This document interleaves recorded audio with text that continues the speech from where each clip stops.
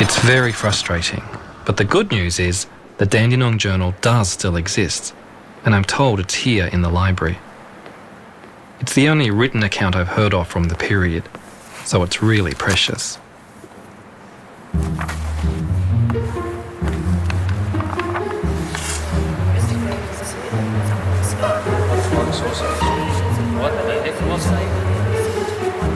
Westall High School. Something obviously happened. Some people apparently didn't want the kids talking about it, and that raises all sorts of questions. Why couldn't it have been discussed? Why couldn't it have been talked about openly? And why couldn't anybody find any more information about what it was? The headmaster, Frank Sambleby, is a key part of the story.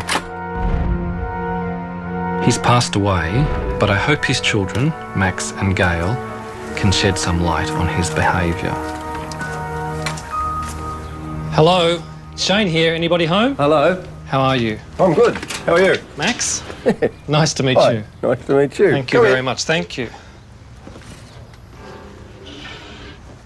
He played 50 games for the Hawthorn Football Club. He was a half-back flanker, and in those days half-back flankers ran in straight lines, and that's what he did. He was pretty black and white, and he had a very strong sense of right and wrong, and yeah, if it didn't fit in with what he believed, then yeah, he found it quite difficult. And this thing would have been seen as something that was disrupting the smooth operation of the school. And he would have been a sceptic as well. I mean, he didn't believe in supernatural things. He believed in the real life, didn't he? You know, when we were kids, there was a picture on the wall of a Roman soldier standing, holding his spear, and the lava was all falling down from Pompeii, and people in the background were all crouching and running, and Dad said, "See, he's standing there doing his duty." And, you know, that, I mean, as children, we had to learn that discipline was important, respect, all those things, all the old values, and yeah, he found it really hard as things changed he was pretty judgmental. There was plenty for Frank Sambleby to be judgmental about. In the 1960s, rebellion at home and on the streets brought many young people into conflict with the establishment. Schools were run like the military, and teachers demanded respect and obedience. Westall High was no exception. I tried to contact some of the teachers, but many have passed away. As far as I know, only the science teacher, Andrew Greenwood, saw the object in the air. Although he's spoken with me privately, he refuses to go on the public record. Several teachers dismissed the whole thing as mass hysteria. The response left students feeling confused and conflicted. Some are still searching for answers. I want to find some sort of proof that this happened, so we don't keep on, you know, getting called silly people. And, you know, no one's ever wanted to know the details before. They just think I'm stupid, and, you know, they don't want to know the story. I said, I've seen UFOs or flying saucers, and they say, yeah, sure. What drugs were you on that day? And, you know, I was 13 years old. I was at school in the daytime. I wasn't on any drugs.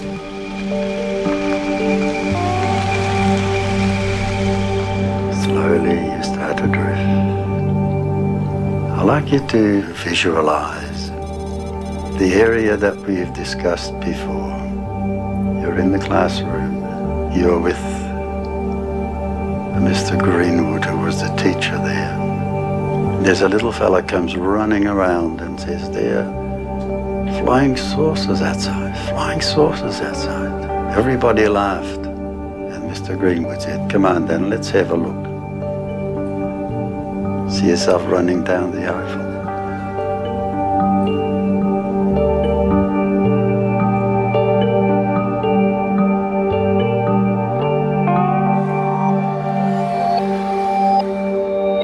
We're all affected by our experiences that aren't ever properly acknowledged or accepted.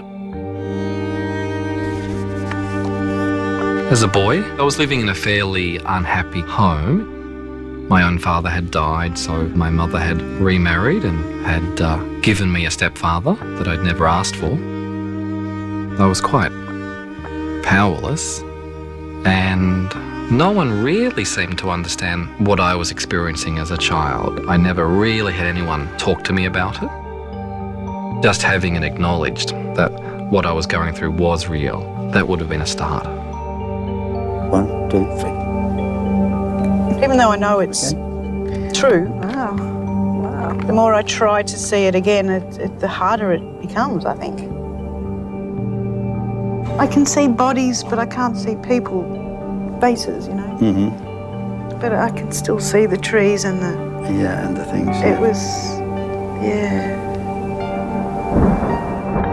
The feelings don't go away, they just get buried and they sort of fester a little bit.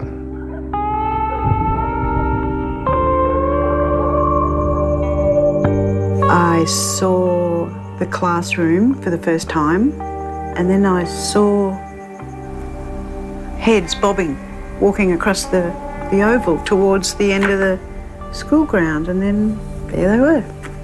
Still not 100% clear, but I know what they are. They're UFOs. If they were UFOs, there should be people around the area who can corroborate what the students saw. A headmaster might be able to shut down a high school, but surely not a whole suburb. Within days of delivering my flyers, I'm contacted by a new witness, Paul Smith, who used to work on a property next door to the Grange. We were loading up for market, and as we were pulling the carrots up, I looked up and I was facing the object in the sky, and I just thought, oh, somebody's got some way of projecting a film of something into the sky. I didn't believe that it was really happening. But my boss turned around and he saw it, and we stood there looking at it for several minutes. A few moments later, the children came over from the high school and they noticed us, they saw us, and they sort of took a while to make up their mind whether they would come onto the property, realising it's private property. Yes. And they decided they'd come in anyway, and they did. They ran straight over the market garden, and they crossed and walked down here to this corner. After a while, trucks turned up with, it looked like army trucks. Right. And there would have been about 20 guys got out. About how long after the object had vanished in the trees? Oh, I think it was only 20 minutes, which is not a long time. How did you know they were from the army? Well, they were khaki-coloured trucks, the covered in patches, you know, sort of that they to hide, you know. Like camouflage? Camouflage truck, yeah. And it was the long ones that carried quite a few people, and a couple of jeeps.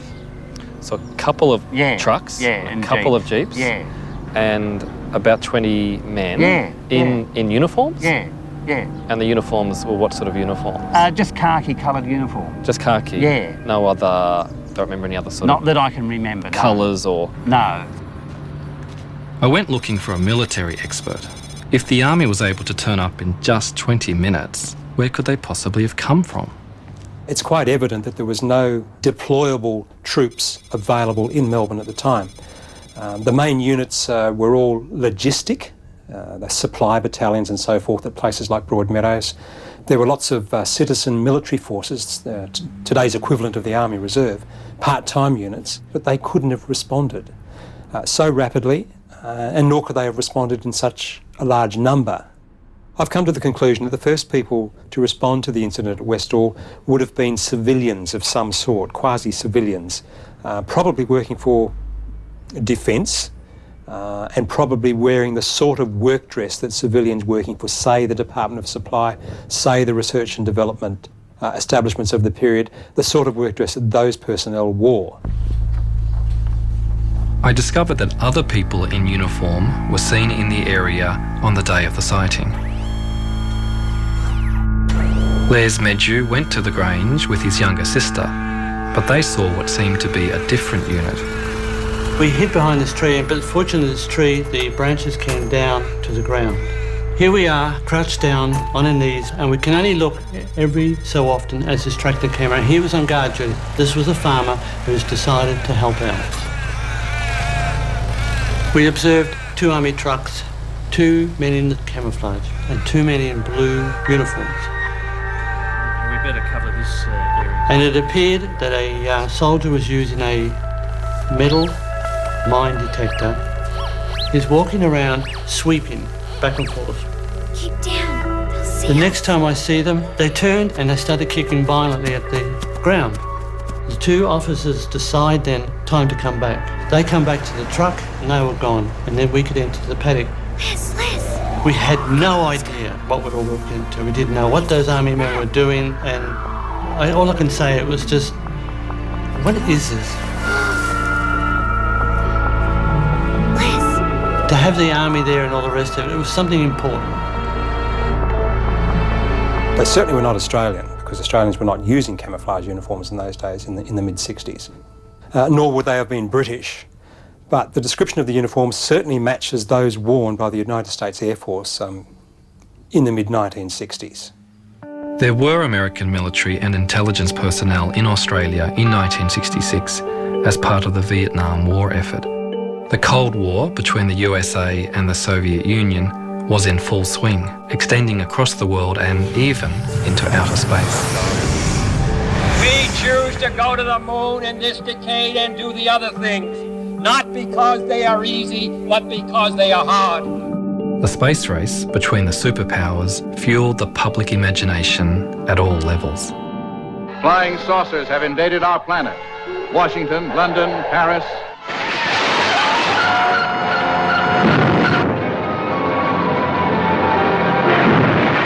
The fascination with flying saucers persisted all over the world. Australia was no exception. Well, so far, I haven't seen anything even vaguely resembling a flying saucer or even a flying cigar. But thousands of people, in fact millions, do believe they exist. What do you think they are? They are real, anyway. They come from the other planets. Some of them may come from the centre of the Earth. I haven't seen one close up yet.